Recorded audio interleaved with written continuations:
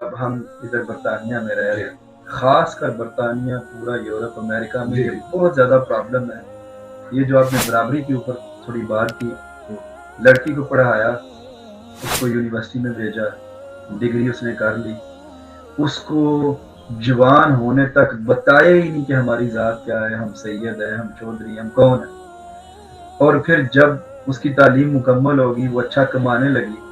تو ایک فیصلہ کر لیا جاتا ہے کہ جی اب تمہاری شادی پاکستان میں فلاں جگہ پر جو ان پڑھ ہے، دیکھنے میں بھی اچھا ہے، یہ لفظ اگر کوئی برا نہ ہونا بالکل.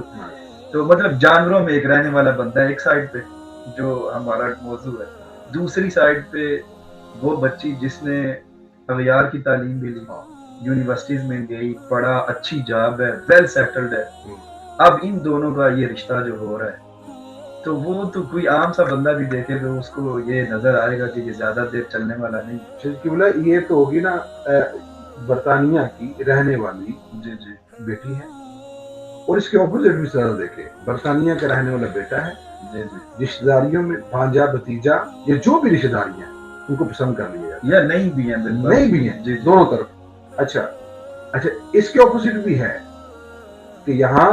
جو بیٹی ہے اس کے معاملات یا ذہنی طور پر وہ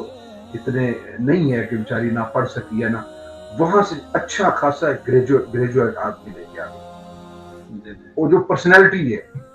اور وہ کیوں کر رہے ہیں رشتہ، وہ سب کو پتا ہے کہ رشتہ یو کے لیے تو ویسے قبول ہوتا ہے رشتہ، وہ آگے.